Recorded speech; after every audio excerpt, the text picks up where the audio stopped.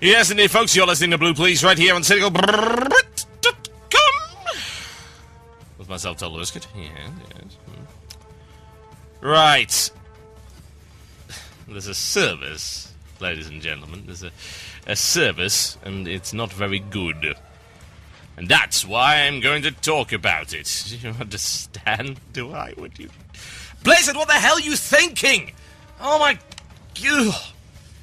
So, this is coming in about a week after they had that disastrous earnings call and said, hey, yeah, we lost 600,000 subscribers, and the way that we want to actually fix this is to ensure that we're getting faster content out. Faster content, more expansions, bad, but faster content, good.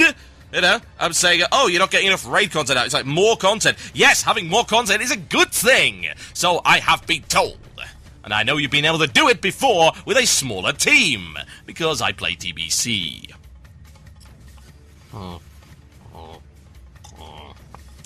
Drink the hate.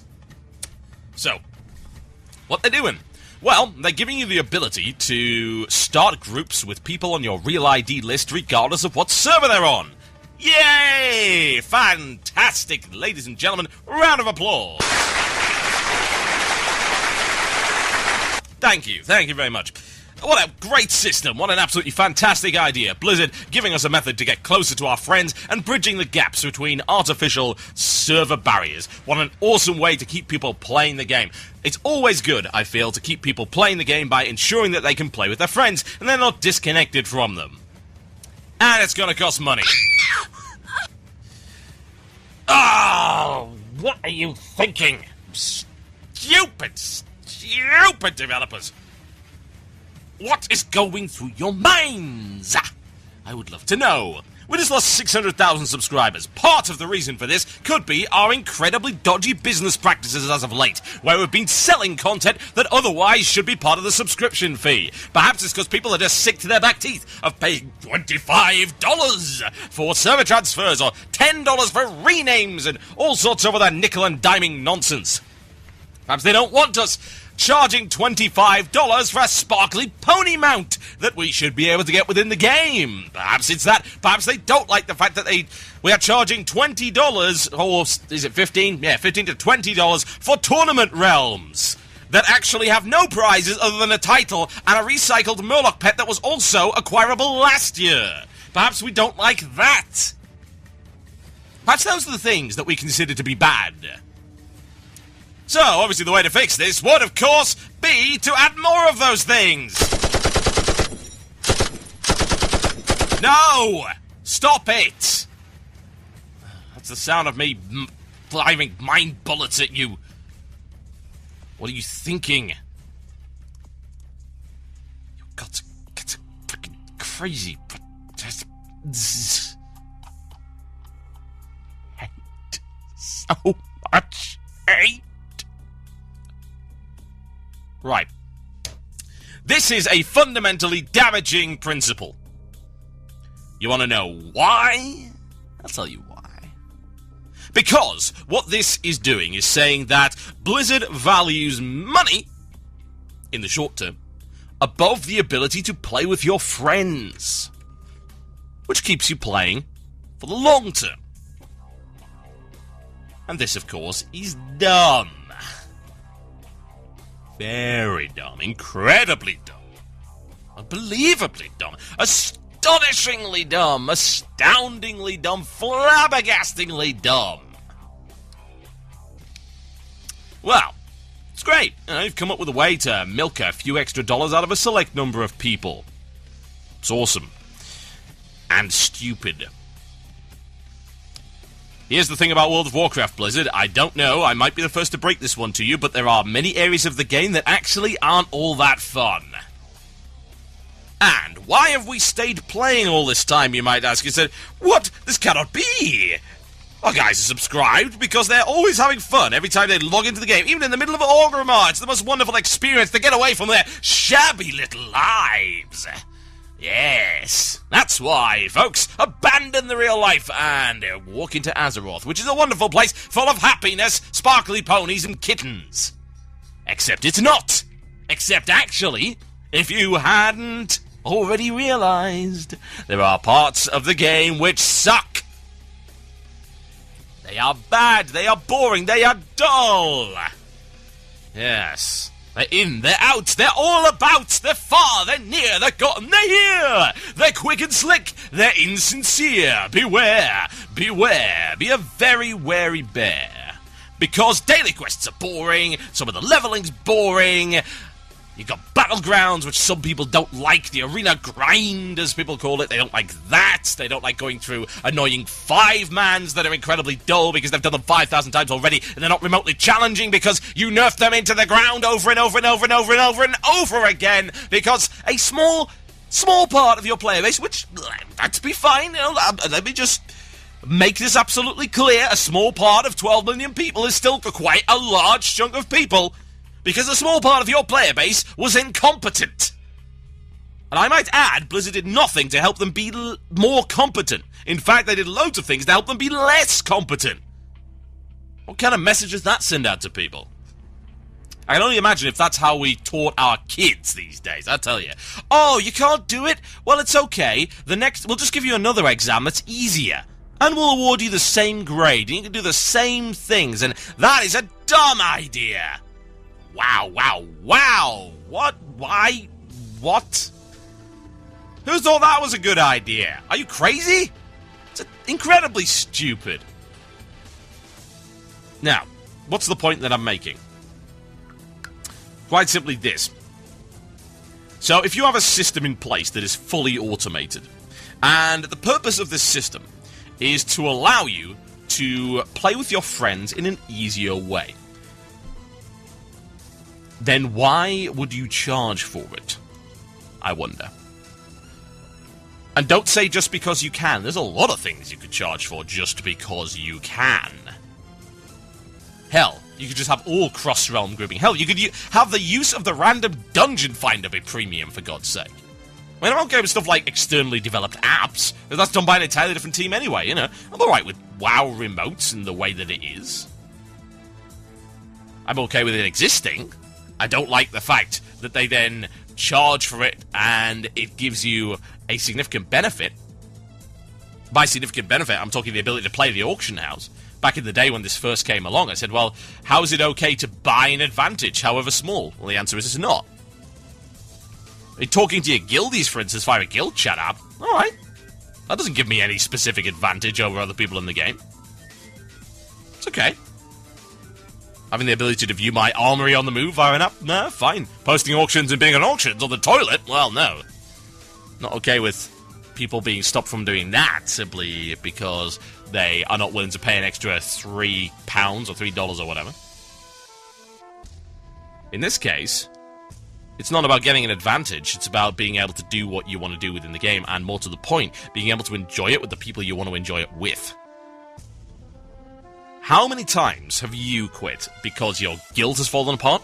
Or because you've simply got bored of the game because you were not accompanied by people you actually like to play with? Think about that for a second. I'm willing to bet quite a few of you have done that. In fact, I'm willing to bet that almost all of you have at some point.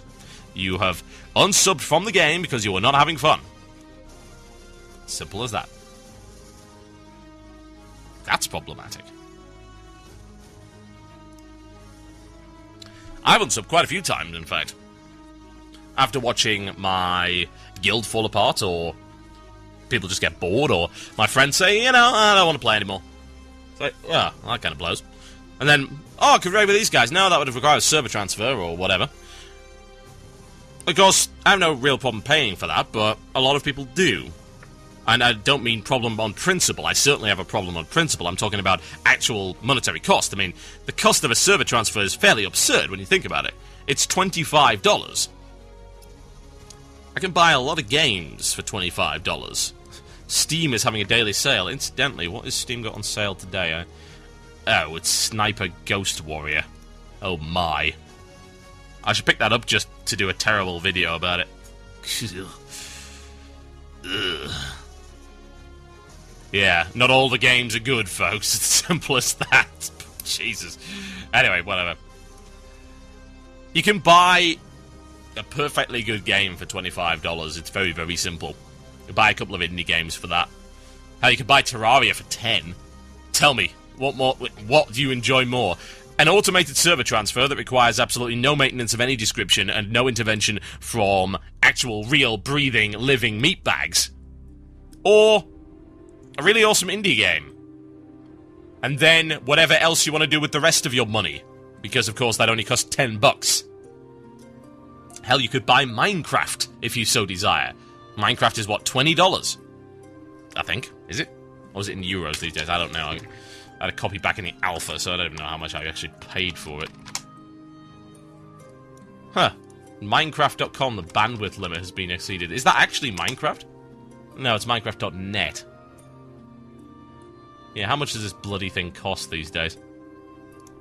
Can't remember if it's actually been paid in euros.